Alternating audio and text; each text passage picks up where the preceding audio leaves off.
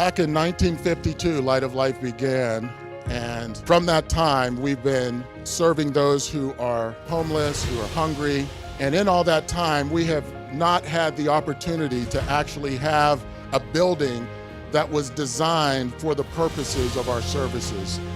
And so this has been a dream for a long time, and I am so happy you're here with us to celebrate this moment, not only for the mission, but for the city of Pittsburgh, that there would be a beacon here, that there's always a place for someone. No matter what your background, there's a place where you can find hope, and you can find a meal, and you can find a family. We all face different types of issues. We all face different types of challenges. Sometimes we get into that situation where we sort of say, not in my backyard. But the important thing is, this is all our backyard. This all is our city. And whether you have a home or don't, you're a part of that community as well. So to everyone involved in this amazing project, thank you.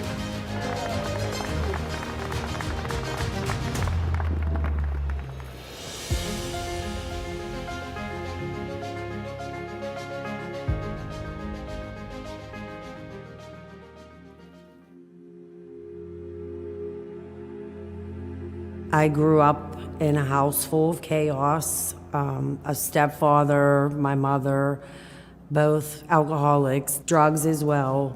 And then when I was 7 years old, my mother got pregnant and had my little brother. And I pretty much raised the kid because my mother was never home and neither was my stepdad. He had an after-hours bar downtown and they were always partying, barely making it in the door for me to even get to school.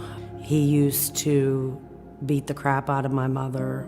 There was a lot of domestic violence there. I was around 11 or 12 years old and he sexually abused me, started sexually abusing me, and it crushed me because he's supposed to protect me and I couldn't understand why he was doing it. It broke my heart and I was so scared. He threatened me and told me if I tell my mom, he would kill us all. So I went to Mount Lebanon, graduated high school in '96. 3 months out of high school, I was pregnant with my first son. 6 weeks after he was born, his father and I were in a fatal car accident and his dad died. Definite crossroads in my life. I felt lost. I remember I could be in a room full of people and feel completely alone. I was come out of a single parent home. You know, it was just my mother and my 3 sisters and my 2 younger brothers. One day my mom told me I was the man of the house, which scared me. I was in church a lot and I would do good in school. I played sports. You know, those were the, happy days of my life when I was on the basketball team. Freshman in high school. There was a lot of older guys in the neighborhood, and me and my best friend, he had a bunch of brothers that introduced us to smoking marijuana. We would see them hanging on the street corners. You know, back then they had some wine out. They was drinking a lot of wine. It tasted good.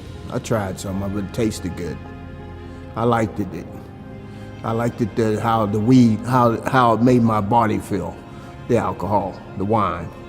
And I liked how the weed made me feel too. You know, we would laugh and act silly and, numb me out. I wouldn't feel no pain no more and wasn't scared no more, didn't have that fear. Then after that, it just progressed.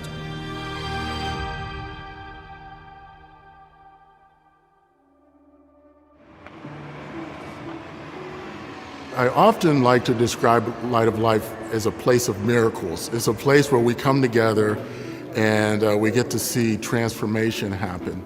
A lot of times when people come to Light of Life, when they think about Light of Life, they think about our meals, and that's just one aspect of what we do. We're also here to walk alongside people as they're trying to transition from homelessness into a self-sustaining lifestyle. And so we have various programs depending on where they come from. Some of them, if they have a drug and alcohol background, they'll need a much longer time for recovery and for rebuilding their life. We have some that have more of a mental health background. Some people, just because of life conditions, they end up just finding themselves homeless, and they don't have a drug or alcohol background issue, but they just have a housing and employment issue. So they can stay with us, but those can turn around in a more quick way. So yeah, we're there for people no matter where they are. We are there to help them out. Almost a year ago right now, we were trying to figure out what life was going to be like with COVID. Prior to that, we were already dealing with two other urgent things happening. We had homelessness, which in general is an epidemic. We have women and children being the fastest growing homeless population. We were seeing that in Pittsburgh, a need for more beds. So that was going on. And then on top of that, you have the opioid crisis. It included all communities were suddenly impacted by ODs. And so you had suburban communities, affluent communities, as well as the urban communities, all dealing with the opioid crisis. And oftentimes, people who were involved in those situations would end up homeless. So they were coming in, kind of this new population of people who weren't the traditional homeless, were now coming into our services because they needed help. So we are already dealing with those two stressors, and then in the middle of that came the pandemic.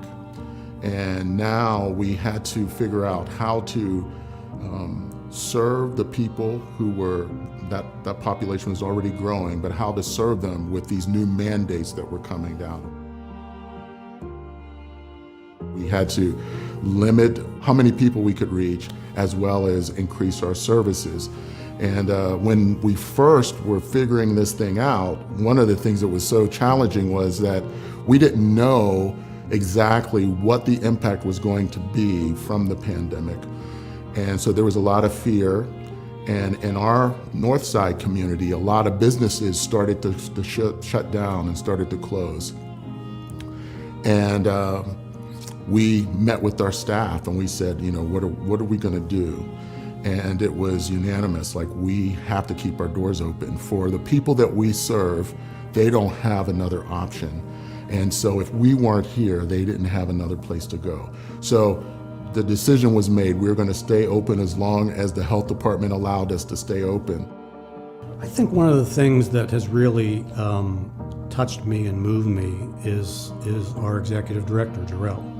His ability to manage the staff in a very administratively organized way, but also bringing that pastoral spirit to who we are, how we care and love for each other, and how we take care of our clients. What we learned very quickly was that not only were our services needed at the level it was before, but it actually increased.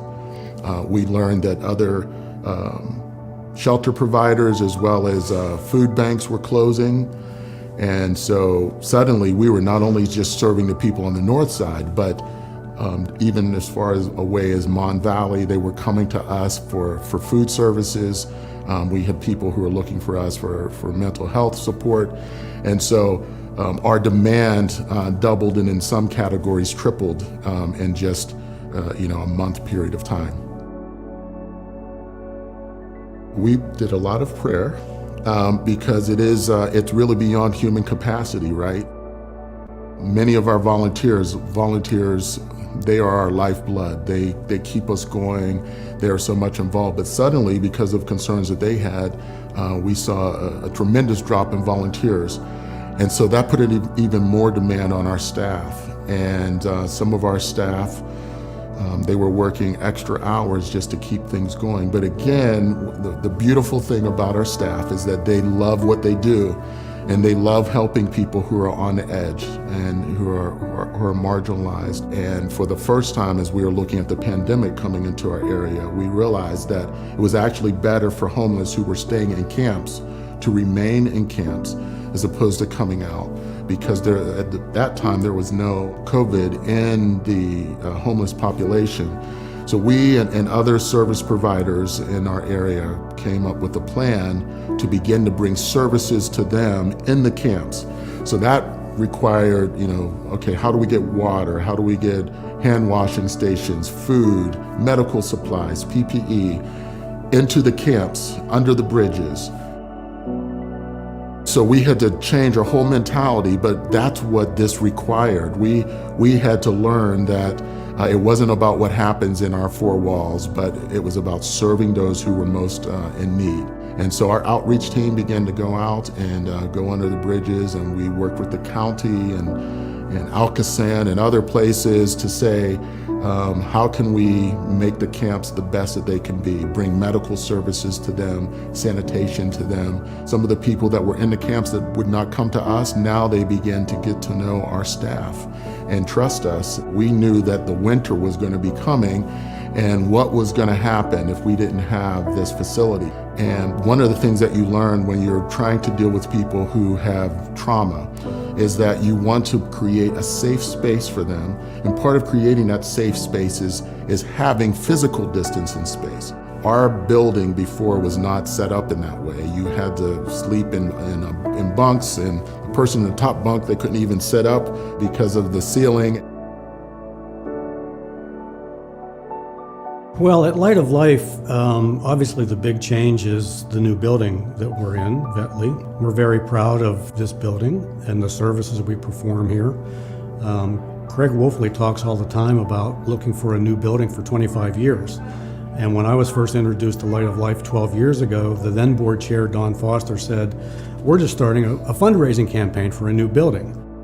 And here we are 12 years later, and this building is now totally built.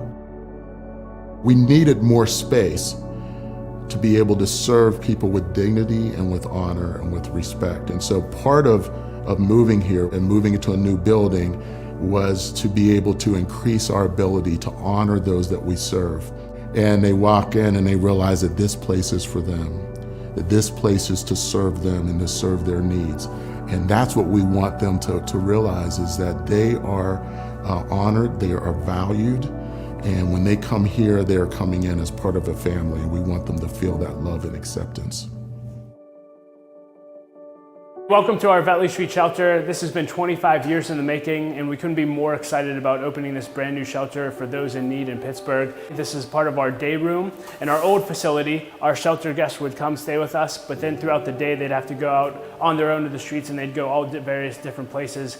Here, they'll have access to shelter 24 hours a day. They'll also have access to office space where they can get case management and access to services from other providers that we partner with. Now I'm standing in our Women's Outreach Center, and this is one of the most exciting features of our new shelter. Historically, we've never had a place for women to stay overnight. We get plenty of calls every day of women and children saying, I need somewhere to sleep.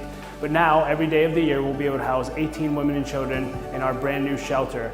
And right here in our Women's Outreach Center is a place where the women can come and eat breakfast, lunch, and dinner every single day of the year. We also have a bathroom and a shower available. If anyone needs a shower coming off the street, they can come here. And more importantly, this is just a safe place where women can meet with our staff, get loved on, and we can help them take a next step in their journey. Women and children are the fastest growing homeless population, both nationally and in Allegheny County. And so for us to have a shelter for women and children in need is absolutely huge. You know, the streams that lead to that are varied, and there are, there's some things that we have to increase our consciousness of in our country. Domestic violence and abuse is one of those things that has been under the radar, and that's been happening more and more, and some people are realizing that they are in unsafe and unhealthy situations, and they have to get out of those situations. Oftentimes in our country, when women find themselves with a child, when they are looking to move or to find a different situations, there's not a lot of options for them. If they're living somewhere and then trying to find this kind of entry-level housing that they can afford with their child, there's not like that step to ease them from where they are to being able to be self-sufficient. In our city, and this is the way it is across the country, there are some beds for domestic violence, And so if you need a shelter for that, there's some places for that. But if that is not the immediate need, if a person just is moving out because they lost their lease, or if some other traumatic thing happened in their family, there was a fire, there was something else that happened, they lost their job, there's not a place for them to go. And we would get calls on a daily basis of women with children needing a place to stay, sometimes staying in cars, sometimes staying in a hotel that's being paid for by a church, but that's not sustainable. It's like they would call us and they'll say, it's a wonderful family, we've been putting them up in this hotel for a month, but we can't continue to do that. Do you have a place for them? And we just never had a place for that. And so now there's a place. Now we have made room for them, and they know that there is a place for them where they can get their bearings, where their children are taken care of, and then where they can now make a plan for the future. My mother tried to get me help. I didn't do it. I left. Then I get involved at the age of 16 years old with an abusive relationship. I got pregnant at 17, had my first child at 18. 3 years later, purposely I get pregnant with my daughter because I think that, he'll never leave me, give him another child. I wanted, the way I grew up, I wanted my kids to have both their parents. And it was like somewhere along the line, I took a wrong turn in life and started in the drugs. When I was in my 30s, I started with being an IV drug user. The sex abuse with my stepfather, I was so embarrassed and ashamed because I carried so much guilt because I blamed myself for so long. I thought it was my fault. Like, what did I do for him to do this to me? I thought my mother hated me because he was like the love of her life. And I felt like she resented me. But at the same time, then I thought, well, I wonder if she really knew and let it go and all the time. The disease of addiction plays tricks with your mind. And it'll tell you you're not worth nothing. I carried it for so long that I didn't realize that that was a lot of my issues. I never knew that until going to treatment almost 4 years ago is when it all hit me dead in my face that there was something wrong. Before I thought I could get clean, I didn't need the meetings. I didn't need help. I could do it myself. I used to think it was a joke. Like, these people go to these meetings and they think that they all need each other. I could do it by myself. I don't need them. So I just kept torturing myself. One thing I always say is I love them drugs so much, and it was one of the hardest things I've done in my life. I broke up with the love of my life. But I also know where it'll take me to, and it's just not a place I'm willing to go to today. I refuse to use over anything. I don't want to go back there. I've worked too hard to get where I'm at, and it's not worth it. It's just not. For me, having the support at Light of Life that I do, it's huge, and it is so very important to me because I know at any given moment, at any time, that one of my sisters is going to be there for me, no matter what. I'm not embarrassed to tell them what's going on with me, just they're alongside walking this journey with me, and it's amazing. I have so much gratitude in my heart because I believe, like I said, Light of Life saved my life. For that, I will always be grateful. Always, because I believe, like I said, if I didn't, I would have been dead a long time ago. But coming to Light of Life, people made fun of me and said, oh, you're in a shelter, you're in a shelter. I don't care what you say. This program is helping me, and Light of Life has helped me become who I am today.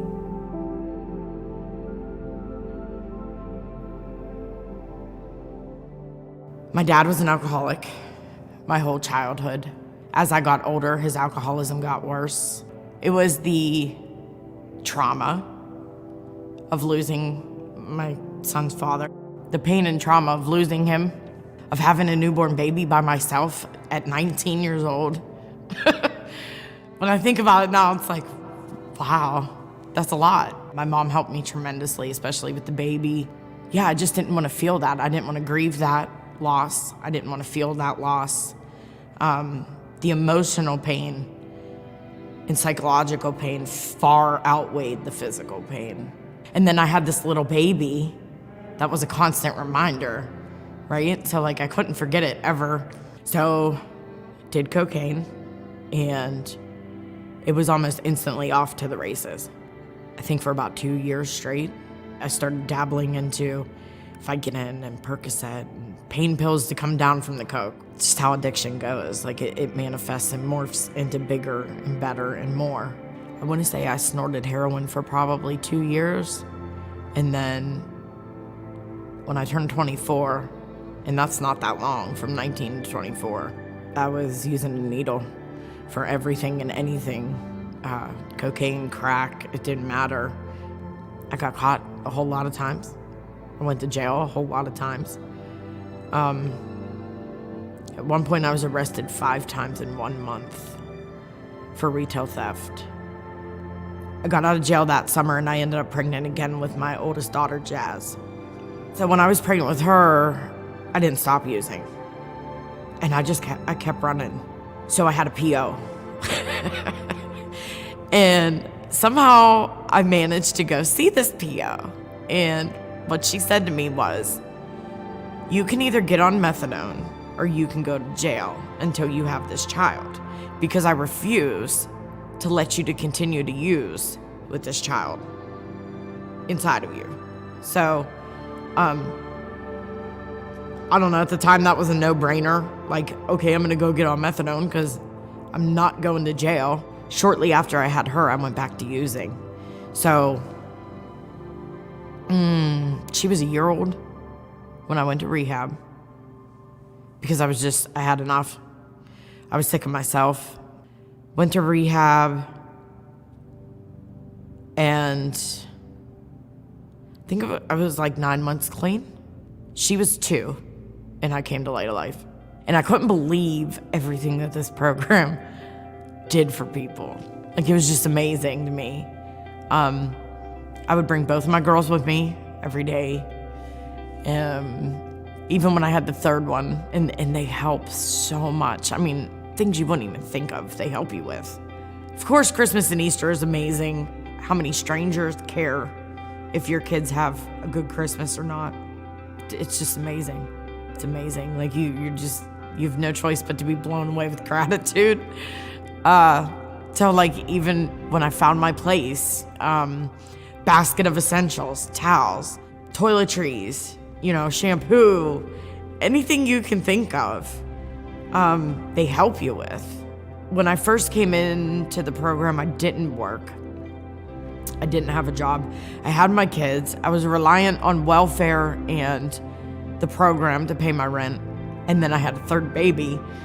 Somehow I developed this relationship with the Light of Life that felt like home. I started to develop a relationship with God and with Christ. Bible studies. Even in recovery, we do 12 steps. There's also like an Overcomer 12 steps that incorporates Jesus through the entire 12 steps, and scriptures incorporated. So through just showing up every day, I started to get a faith like I've never known. I just got my bachelor's degree in December. Yeah, it's awesome. Information science and technology. So I have my bachelor's degree. I am working on a master's. I started my master's program in January. Without God, none of it's possible. I'm a mother to my kids today. That's the most important. They didn't have that mother not that long ago. All Light of Life. All Light of Life. My kids know God because of Light of Life. I know God because of Light of Life. My gratitude. I come back and volunteer. I get alumni to speak to the women. I'm on the alumni committee. Light of Life is like in every part of my life. Legit, every part of my life. And I love it. I told you, it's like my family. I'm eternally grateful for everybody. God is good. Light of Life is awesome. But if I can help another person, you know what I mean? That's at least the least that I can do.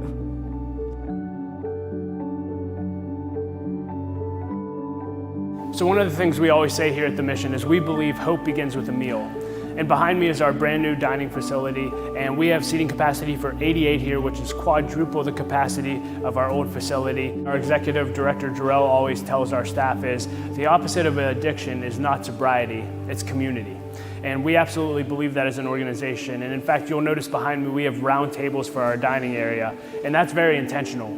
We wanted to create a safe place where the men, women, and children who are coming to eat with us every day have a place where they can sit down and share a meal, not only with friends and peers, but also with our staff and the volunteers that come to serve here every day, in hopes that we'll build relationship and build community with them and help them take a next step in their journey.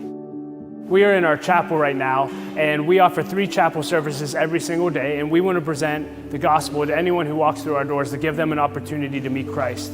And one of my favorite stories of the Mission is about 4 years ago, a man came into our shelter and he dropped off a letter. And the letter said that 4 years ago, he had come to our mission in need. He was at the lowest point in his life and just needed a shelter for the night. He needed a meal. But he went to a chapel service and he ended up giving his life to Christ. And he only stayed there for a few days, but as a result of that decision he made here in this chapel, he turned his entire life around, met his future wife, led her to Christ, and now they have children, and their entire family tree is going to be changed as a result of us offering chapel services. You know, the funny thing about it was he started back in the 80s when he started hanging out there, and he would start going to me, you got to come down to Light of Life, because you're going to see a change in yourself when you see your worldview change. And I was like, really? Yeah. He goes, you walk through those doors and you come out and it's different, is it not? I don't walk out the doors the same person. We go down on you got me on a Thanksgiving Day. So we go down there and it's a gray, cold, snowy, sleet type rain combination going on. So I'm down there and you got the homeless guys come in and you see some homeless women, and then we saw, for me, the first time, a homeless family. A man, a woman, and 2 kids. Neither were, over 8 years old, Chaluch? No. So they kind of sat around, and I remember I'm sitting there going, this doesn't look right. What'd you do? Yeah, and when they were at 2 tables, and so I got the homeless people to stand up, and He's shifting them around. Yeah, I shifted. He's got them all kind of honked off on Thanksgiving Day, right? And they were mad at me. But we got this family together, and how precious it was to watch this family come in off the cold street, a wet street, and have a wonderful Thanksgiving dinner together. Yeah. And he was right. I walked out of there and went, okay, it does change your worldview. There's something I got to do here. The beautiful thing about it is there's people in this city that you never realize have been impacted by Light of Life. I mean, you can walk the streets and you never know, and then somebody comes up and shares a story, which I was at a restaurant one time, and a lady came up and she was our server, and she told us that she had been at Light of Life and helped to restructure her life and be able to get it back on track. And just to experience that, and you go, wow, the transformational life of Jesus Christ is unfolding right in front of us, and you just never know when you're going to run into that. It's changed me in ways that it's difficult to put into words, because you see heartache, you see brokenness, you see pain. In some cases, you see despair. You see people who are truly trying to change, but it's a difficult process, and it needs people to surround them with love and a protective barrier, and to do more than just say, God be with you, and pat you on the back and good luck. It's a warm meal, it's a hug, it's a new coat, and you see that transformation come. It's huge, just huge. Well, when we were at the groundbreaking, it was such a blessing. And then the ribbon cutting ceremony, when we toured the facility, it's great. He's been talking about this for so long, and all the walks that we had, and talking about, the new facility coming. And he just wondered, am I going to be able to see it someday? And that was a manifestation of all those years. And I'm just so thrilled for the staff, for the clientele here at Light of Life, for the people who this really makes all the difference in the world. And the best part is that I think that the women's ministry has grown, and being able to pool the resources together is going to be much more efficient. God bless all the people that have put their time, effort, money into this. It's such a blessing because you really can become the hands and feet of Jesus right here by giving or by donating your time. Every day at Light of Life is a different day. It's amazing because we have the opportunity to help women and men that come through our doors to transform. A lot of our clients that we encounter are used to just surviving, but we don't want them to survive, we want them to thrive. And so our process that we go through, of course, with Christ being the center, is to help clients get access to services, to help clients find housing, to help clients with any mental health, medical, physical issues that they may be having. And we do that through a myriad of things, of networking with outside agencies. Community is the center of everything that we do here. Without community, our clients wouldn't thrive. We need each other. We need partners. Community is family. When that happens, we have to reach out. We have to collaborate. And so that's one thing that I'm intentional about, is building these partnerships with other outside agencies such as Mercy Behavioral Health, Allegheny Health Network, East End Cooperative Ministries, just going over and just having conversations, sharing what we do and how can we work together? How can we partner together? Because it's bigger than us. It's about those that's still out there who haven't walked through our doors yet, that's going to come through our doors. And when they come, I want to reach out to you. I want you to reach out to me. We want to be team. A lot of our clients deal with high levels of mental health and anxiety and stress levels that we couldn't even imagine. The trauma, the abuse, some of our women, the sexual abuse they encounter, you know, with the drug addiction, just like I said, just trying to survive. But when they walk through the door, we want them to feel like an aha moment, a release moment, where they feel safety here, where they feel love here, where they can sit down and not have to look over their shoulder, where children can come in and feel safety. Some of our women and our children come in, they're very smart, they're very bright, in spite of the labels, in spite of the stigma that thinks, you know, that all homeless mothers and homeless children, they're ignorant, they're dumb. You know, we don't want them to feel that their situation or their circumstances is defining them. We want to help the scales to fall off so we can see who's behind there. A lot of these kids don't know what it's like to be a child. They don't know what it's like to play. A lot of them don't know what it feels like to have a room of their own. Glory to God. But we want them to experience that. We want children to be children. We want them to be able to lay down at night and know that when I lay down tonight, I don't have to wake up in the morning wondering what's my day gonna be like. And that's important to us. That's safety. And that's what we strive to do, is provide that safety in community. At an early age, 15, 16 years old, now I got the title of a, drug addict, alcoholic, and thief, all to support my habit.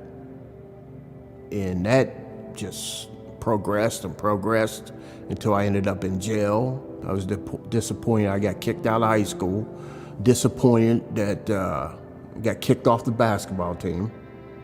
I was disappointing my mother, everybody who cared about me.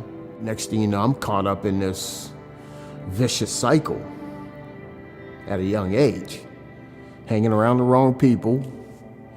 And then on top of all that, I kept getting these cravings. I got this tolerance level. I need more alcohol, need more weed to, I guess, feel normal or get to a point where I could accept myself. And then, I moved to Pittsburgh. I was okay for a while because I was, I hear all the stories about the big city. I was scared to come out the house, You know what I mean? And then I met some girl, and she smoked crack. That's how I got introduced to crack cocaine. And after that night, you know, my life went like downhill. Thinking I can do that one hit, and that one hit would turn into all-nighter, and then I end up broke. You know, the next day I'll be totally broke. I got paid on Saturday. By Saturday morning, I'm totally broke. That went on for like 20, 25 years. I couldn't sit still. You know, I couldn't get enough alcohol. I couldn't get enough crack. It was just on me, man. It was on me. And I got scared. So I saw the opportunity. I didn't run up out of there. I didn't run. I walked. Scared as I was, I wanted to run, but something inside me said, just walk out of here. Don't you turn around, don't you turn your back. Just calmly get yourself out of here. And that's when I walked out, walked down the hill. It was a long walk too, man. It was a long walk. And then there was that library down on Federal Street. I went in there. And that's when I was like, you know, something spoke to me, said, go to the light of life. Go right into the light of life. See your buddy Rob Pettit. I went to the light of life and I talked to Rob. And Rob seen the look on my face. You know, I started crying in his office.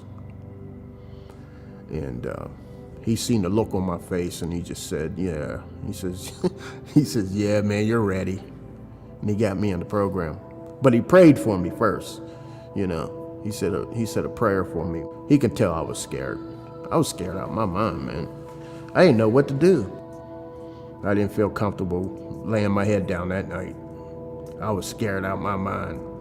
So Rob ended up getting me into the program, and I've been at the Light of Life ever since. That was back in 2016. Look at me now. I got my driver's license. I got my driver's license through the program. Light of Life helped me get my driver's license. And they helped me, you know, make resumes. And they helped me with, you know, with my attitude and my confidence. And, you know, they got conflict resolution classes, Bible classes, you know, all that stuff. And then, you know, the pillars of the program, accountability, Christ-likeness. And the Light of Life provided those tools for me. They've provided support, you know, grace, mercy, you know, they helped me get a job. I'm learning how to be a leader. You know, I'm in that process where I'm taking on a leadership role, and I go to men's groups, and I'm just trying to, you know, try to better myself. And I'm working breakfasts. And one of my favorite things to do is make pancakes. I just enjoy being around my coworkers and being a help, being a reliable source, you know, at the Light of Life. And my calling is cooking food, prepping food, and connecting with the volunteers, letting them hear my story. The shelter we built at Voeghtly Street was just phase one of a two-phase relocation effort. And right now I'm standing in our Ridge Place building, which will be the home of our future long-term residential programming. Now, you've heard over and over again tonight that no matter where someone is in their journey of homelessness, we want to have a next step for them. Our long-term residential programs provide recovery, education, and employment. And so in this facility, we're going to have a brand new dining area for our long-term residential program, a brand new chapel that the men and women will be able to go to on a daily basis. We'll have some of our administrative and development offices. But some of the most important work is we'll have a 12-bed emergency shelter for men. The entire second floor will be our long-term men's residential program. We'll have 28 beds here for men who are in our long-term program. And again, those men and women will live with us anywhere from 9 months to 2 years.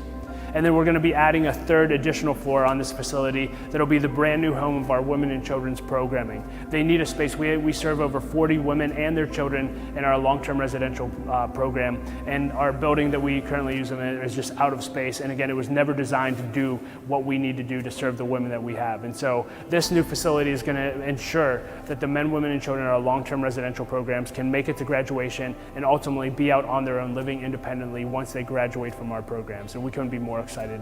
Tonight you've been able to see the stories of lives that have been transformed at the mission. You've gotten a sneak peek at our brand new shelter that just opened, and you've seen the need for phase 2 of our relocation effort at Ridge Place that'll be the home to our long-term residential programs.